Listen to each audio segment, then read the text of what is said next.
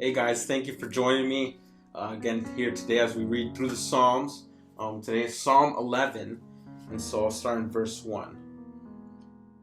In the Lord I take refuge. How can you say to my soul, flee like a bird to your mountain? For behold, the wicked bend the bow.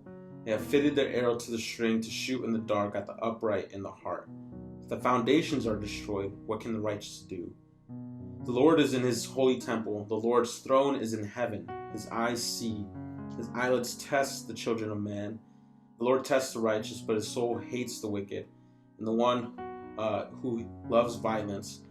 Let him rain coals on the wicked. Fire and sulfur and scorching wind shall be the portion of their cup. For the Lord is righteous. He loves righteous deeds. The upright shall behold his face. As we read through the Psalms, or as I read through the Psalms too, I find a few things very repetitive. And I ask myself, like, hey, like, God, I said this, like, why do we need to read this again? And I think a lot of us are like that, to be honest. God said it once, it doesn't need to be said again. But even in my life, I find that some things I need to be repeated of. It could either be, my parents saying they love me.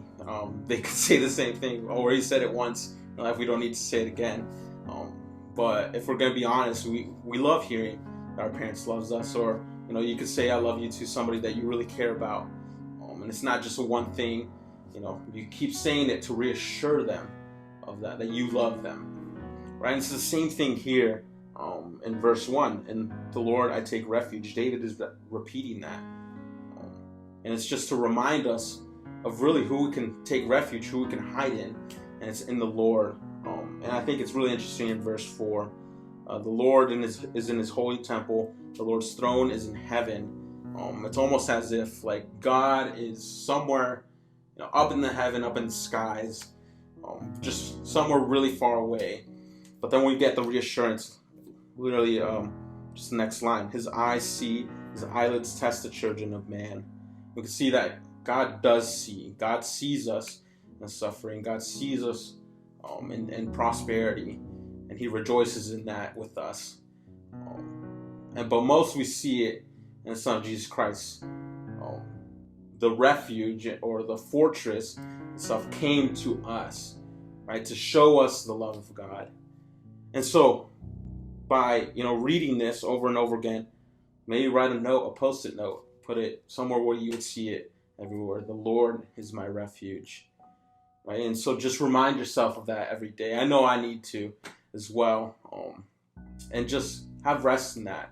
And, rejoice in that you have a God that cares. We have a God that gives us rest in the busyness of week and the busyness of life, really. And so, we all have a lot of time today. And so I challenge you to do that, to just find rest in a God that cares for you and that loves you. And so, thank you for joining me, and I'll see you.